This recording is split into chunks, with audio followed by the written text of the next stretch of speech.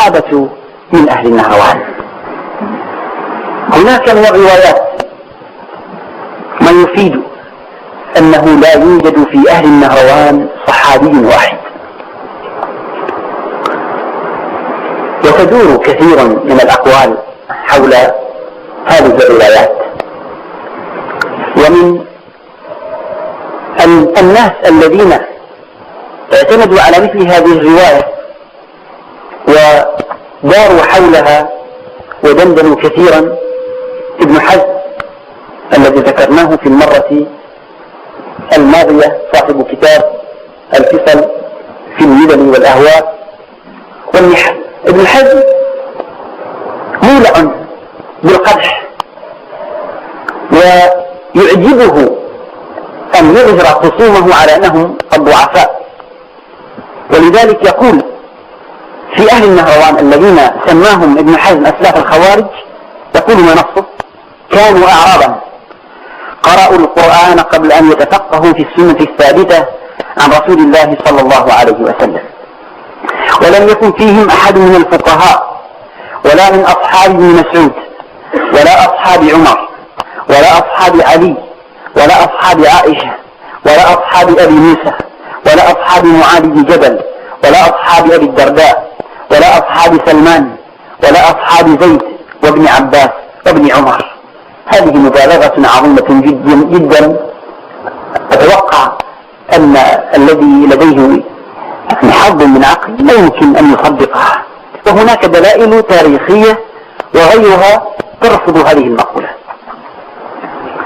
أما من حيث كونهم أعرابا قرأوا القرآن قبل أن يتفقهوا في السنة الثابتة عن رسول الله صلى الله عليه وسلم، فيرده أن معارض التحكيم كانوا يسمون بالقراء، وهذه اللفظة لفظة القراء يقول عنها ابن خلدون في المقدمة بأنها رديفة للفظ العلماء والفقهاء، كما يؤكد هذا المعنى ابن تيمية في كتبه، حيث يقول إن القراء اصطلاح قديم على العلماء والفقهاء.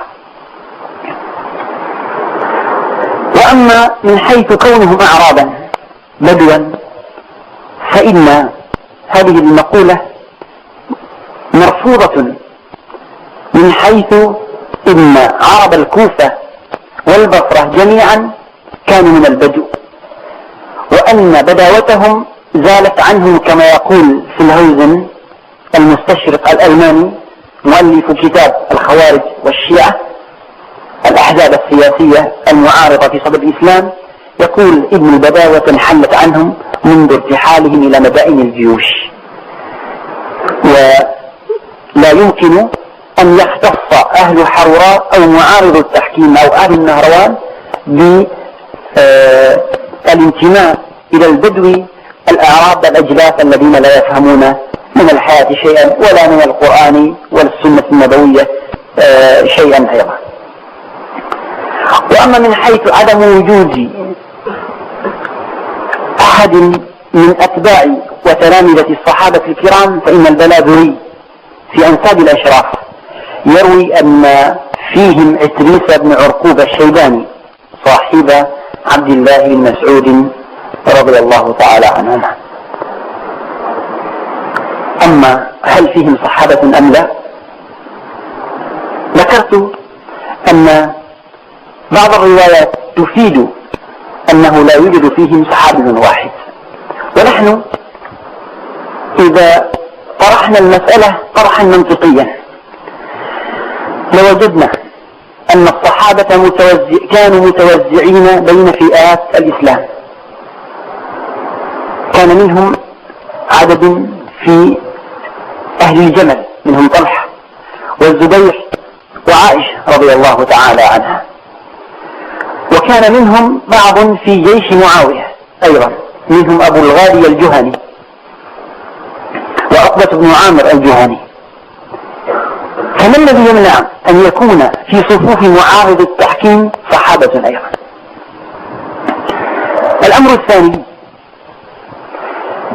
أن القياس المنطقي يجب أن يكون اختيار أهل النهروان عبد الله بن وهب الراسبي إماما لهم صحابيا أيضا، لأنه إن كان فقد شرط القرشية التي ينظر إليها نظرة اجتماعية متألقة في ذلك الوقت، فإنه لم يفقد شرط الصحبة. إن كان عبد الله بن وهب ليس من قريش وإنما هو من همدان من قحطان، فإنه بالأحرى أن يكون من الصحابة الكرام ليتوازى مع الجناحين الآخرين، جناح الإمام علي الذي مقره الكوفة، وجناح أهل الشام الذين يتزعمهم معاوية وكلهم صحابة. فإذا من المنطقي جدا أن يختار أهل حروراء والمعارضون للتحكيم رجلا من صحابة رسول الله صلى الله عليه وسلم ليتوازى ذلك مع رؤوس الأجنحة الأخرى. أيضا تروي روايات عديدة بأن في جيش الإمام علي صحابة كثيرين، حيث يروي خليفة بن خياط صاحب كتاب التاريخ وابن السكن كما يروي عنه ابن حجر في الإصابة أن فيهم 800 ممن بايع بيعة الرضوان. ويروي اليعقوبي في تاريخه أيضا أن فيهم 700 ممن بايع بيعة الرضوان. ينقل الشيخ العربي التباني صاحب كتاب تحذير العبقري في الرد على محاضرات الخضري، ينقل عن كتاب صفين ليحيى بن سليمان الجعفي بسند حكم عليه بأنه جيد عن أبي مسلم الخولاني أن الصحابة الذين كانوا في جيش الإمام علي 90 بدريا، و700 من أهل بيعة الرضوان، و400 من سائر المهاجرين والأنصار. هذا العدد الكبير من الصحابة يطرح أمامنا تساؤلا، وهو أين ذهب هؤلاء؟ فإن الصحابة الكرام لو حصروا بعد معركة صفين لما بلغوا هذا المقدار، على أنه يروى عن عبد الرحمن بن أبزة قال: شهدنا مع علي 800 ممن بايع بيعة الرضوان، قتل منا 63 وفي رواية 360. إذن بقي بعد معركة صفين عدد كبير من الصحابة،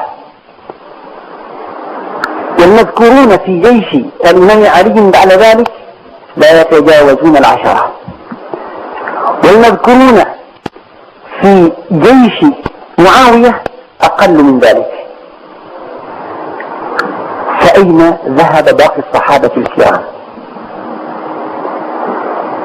هناك روايات تناهض فكرة أنه لم يكن في أهل النهروان صحابي واحد، منها ما رواه ابن أبي شيبة أن ابن عباس لما قدم من عند معاوية في أمر التحكيم أخذ يدخل عليه رجل بعد رجل يقولون له: يا ابن عباس أشركت ونددت. يقول الراوي: ومنهم هم والله السن الأول،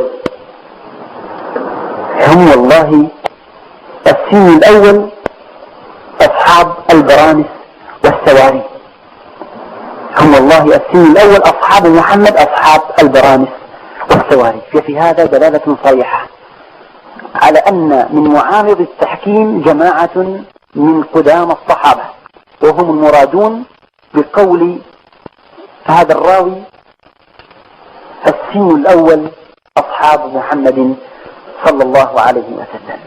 فإذا من هذه الناحية المنطقية لا مانع من أن يكون في أهل النهروان عدد من صحابة رسول الله صلى الله عليه وسلم، ومن الناحية النقلية فإن فيهم عددا، فإن في معارض التحكيم أيضا عددا من صحابة رسول الله صلى الله عليه وسلم.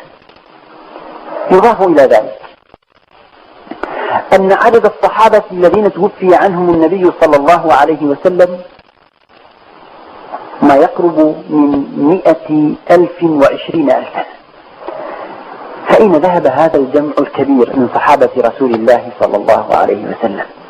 مع أن الذين ذكرهم ابن حجر في كتابه الإصابة، وهو أجمع كتاب في موضوعه الإصابة في الصحابة، ذكر 12,304. وفي هذا الرقم من ذكر في الصحابة على جهة الغلط والسهو، وفيهم من ذكر أنه أدرك النبي صلى الله عليه وسلم ولم يثبت أنه رآه أو لقيه، فإذا يحتمل أن يكون صحابيا ويحتمل أن لا يكون.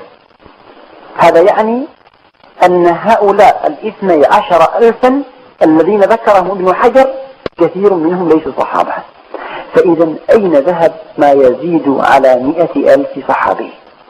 إن من المنطقي جدا ومن المعقول أن يكون عدد منهم ذهب ضحية معركة النهروان، لا سيما أن كثيرا من الروايات تثبت أن في أهل النهروان جملة من الزهاد والعباد والقراء والفقهاء. إضافة إلى ذلك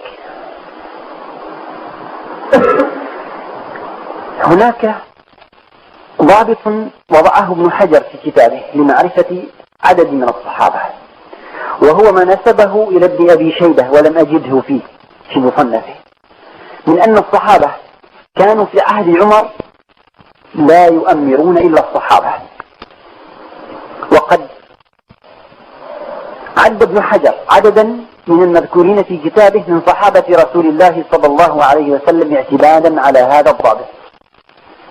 ثم إنه ذكر من أهل النهروان الذي تتفق المصادر على أنه قتل فيها، ذكر منهم زيد ابن حصن الطائي، ثم ذكر نقلا عن الهيثم بن عدي أن عمر بن الخطاب رحمه الله ولاه على حدود الكوفة، وذكر ذلك أيضا ابن حبان في الثقات. فيؤخذ من الضابط الذي وضعه ابن حجر أن زيد ابن حصن أو حسين الطائي أحد صحابة رسول الله صلى الله عليه وسلم. وممن ذكره ابن حجر من هذا القبيل عبد الله بن وهب الراسبي. عبد الله بن وهب الراسبي أيضا ممن أمر عمر بن الخطاب في فتح ماسبذان. كتب عمر إلى سعد بن أبي وقاص يأمره بأن يبعث جندا ويجعل على إحدى مجنبتي أولئك الجند عبد الله بن وهب الراسبي. فيؤخذ من الضابط الذي وضعه ابن حجر أن عبد الله بن وهب الراسبي أحد صحابة رسول الله صلى الله عليه وسلم.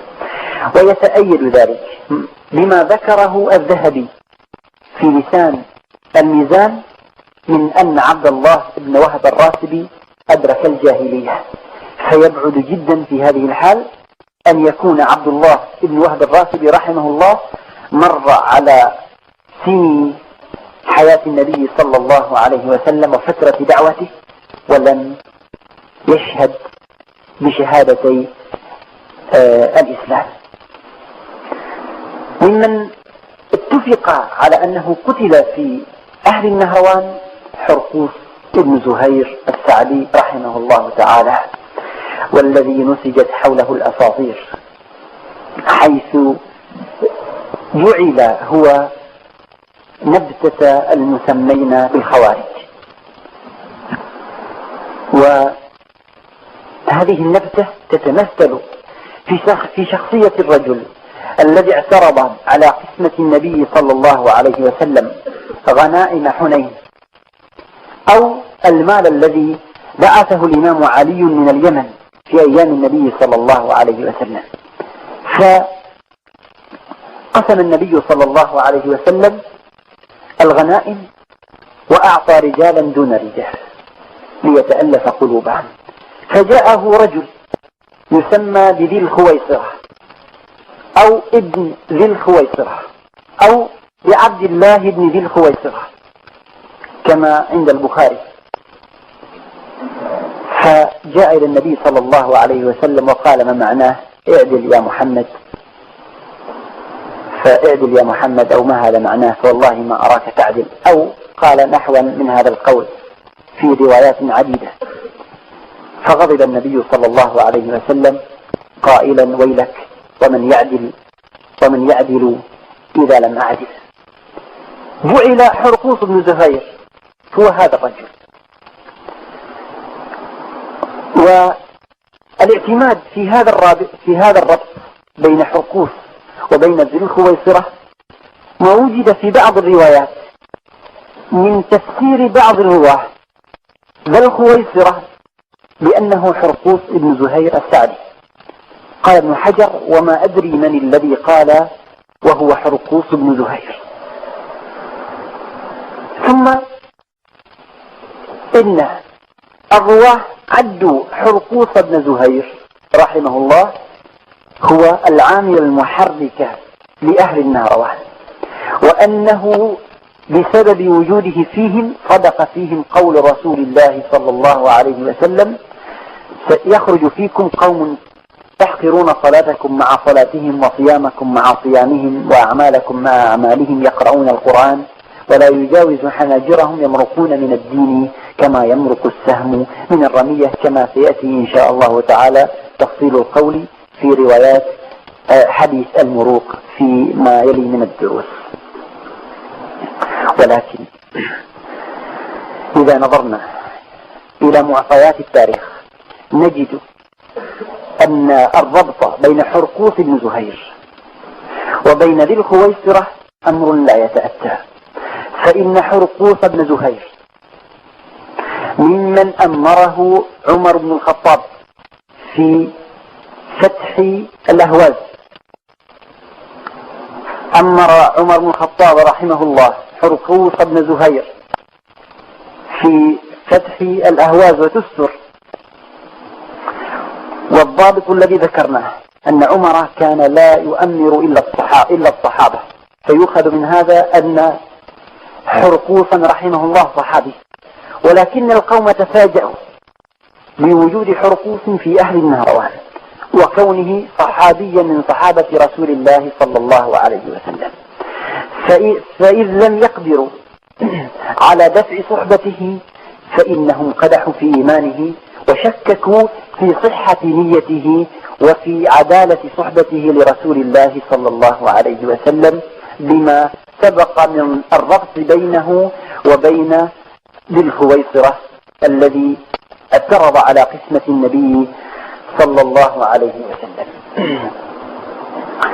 وهذا الأمر لا يمكن بحال، لأن عمر رحمه الله إذا كان عرف من حرقوس اعتراضه على النبي صلى الله عليه وسلم، لا سيما أن عمر رحمه الله كان ممن طلب من النبي صلى الله عليه وسلم قتل ذي الخويصرة لما اعترض على النبي صلى الله عليه وسلم، فنهاه عليه الصلاة والسلام خشية أن يقول الناس إن محمدا صلى الله عليه وسلم يقتل أصحابه. فمع هذه الأمور الثابتة لا يمكن أن يولي عمر رحمه الله حرقوس بن زهير إن كان بتلك المثابة على مجموعة من جند المسلمين ليفتح بهم ديار الكافرين ويؤمره في الجهاد في سبيل الله. ولذا فإن حرقوس بن زهير صحابي جليل من صحابة رسول الله صلى الله عليه وسلم ومن أماثلهم وأفاضلهم. ويتأيد ذلك بما ذكره الشماخي نقلا عن كتاب النهروان الذي يغلب على الظن أن مؤلفه عبد الله ابن يزيد الفزاري الإباضي من فرقة النكار. ذكر الشماخي وأيضا البرادي في الجواهر المنتقى نقلا عن كتاب النهروان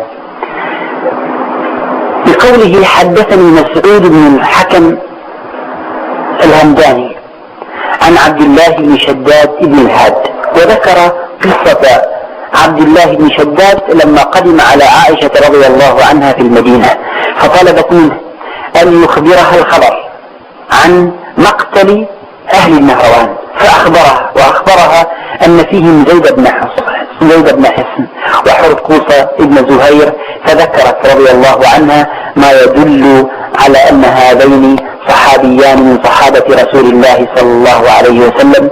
والأبعد من ذلك أنها ذكرت أن حرقوس بن زهير أحد المبشرين بالجنة.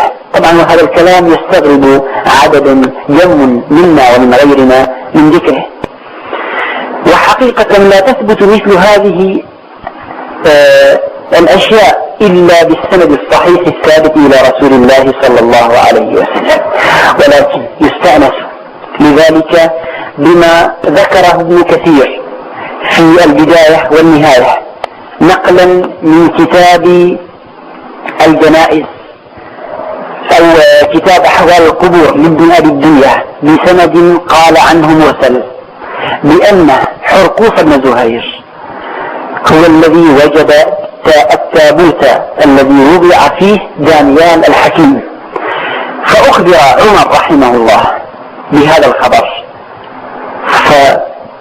فأرسل إلى حرقوس يبشره بالجنة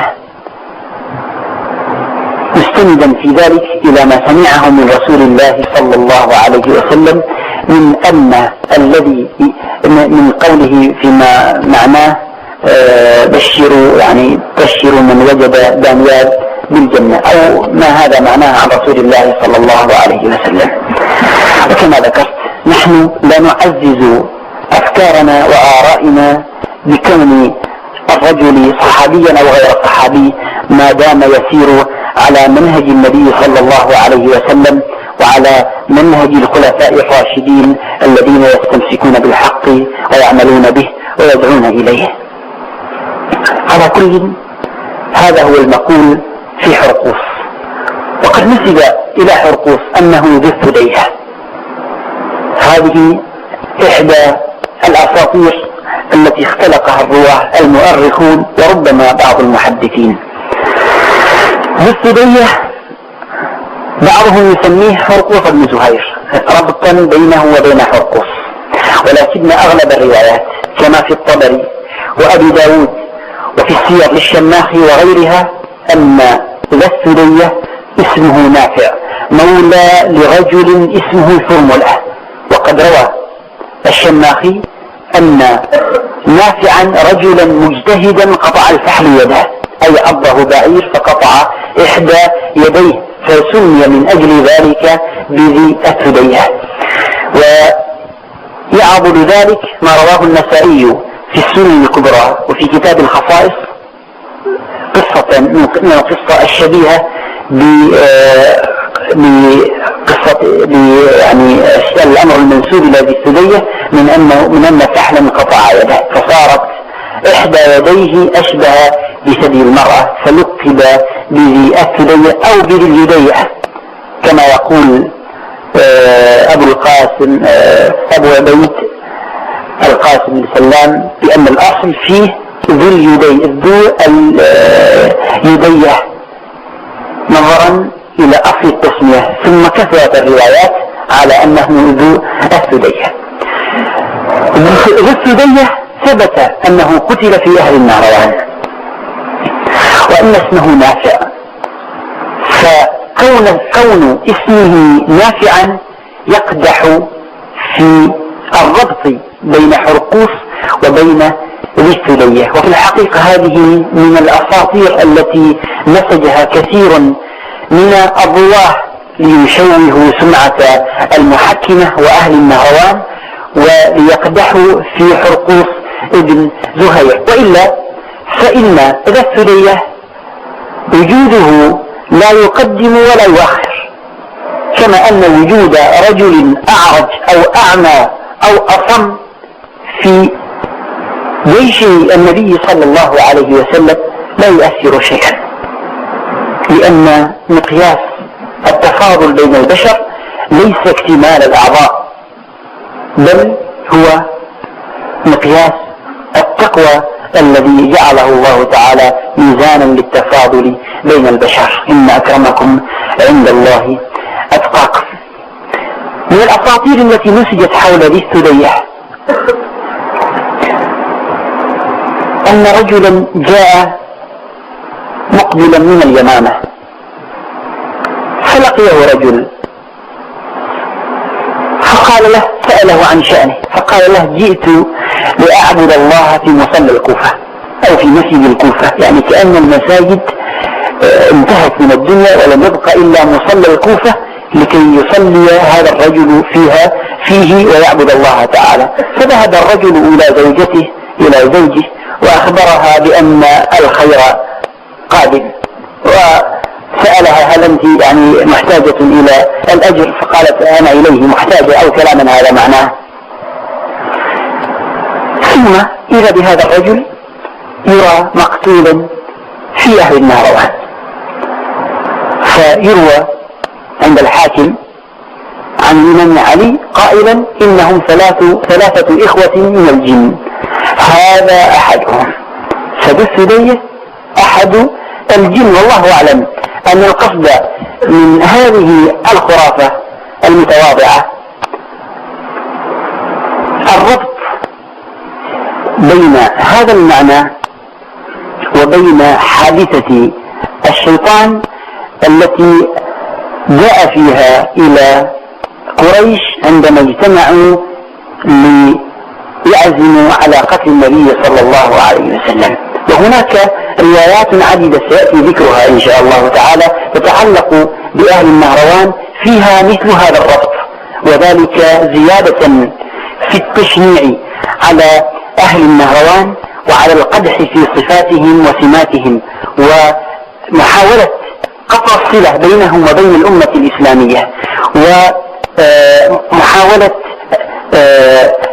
تصويرهم بصورة المشعوذين وصورة الجهال والأعراب والأجلاف الذين يمرون على أعقابهم، كما سلف ذكره عن ابن حزم في الإمام عبد الله ابن وهب الراسبي رحمه الله تعالى قائلا عنها: أعرابي ضوال على عقبيه، ليس له سابقة ولا صحبة ولا فقه، ولا شهد الله له بخير قط.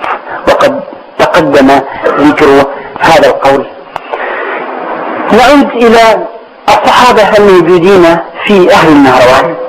ثبت لدينا من خلال هذه القرائن أن هناك ثلاثة منصوصا عليهم وجدوا في أهل النهروان، ومن الذين نص على وجودهم في أهل النهروان شريح بن أوفى كما سبق، وهو الذي وقف على فلمة جدار يقاتل عددا من قبيلة همدان، ومنهم شجرة بن أوفى.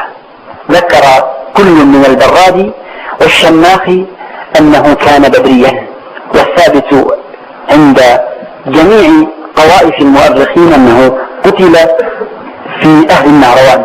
ومنهم أيضا عبد الله ابن شجرة السلمي، ذكره كل من البلاذري الطبري والبرادي، وعده البرادي في من بايع بيعة الرضوان. ومنهم ثرملة الذي ينسب نافع إليه، فإن الجوهري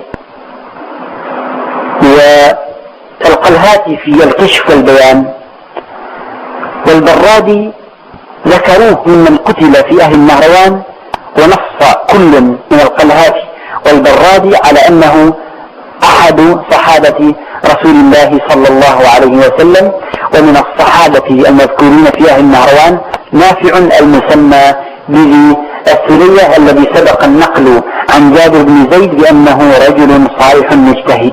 ومنهم عدد مبثوثون في كتب التاريخ، ومن أهم من ذكر في معارض التحكيم وإن كان لم يشهد النهروان الصحابي الخريت ابن راشد السامي الناجي.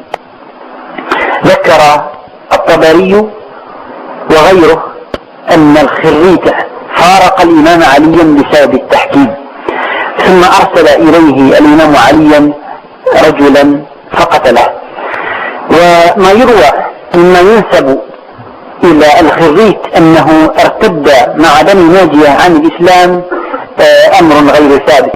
وابن كثير نفسه في كتابه البداية والنهاية ينقل عن الهيثم بن عدي تكذيبه لأن يكون عدد من بني ناجية ارتدوا بعد وفاة النبي صلى الله عليه وسلم، والخريت منهم.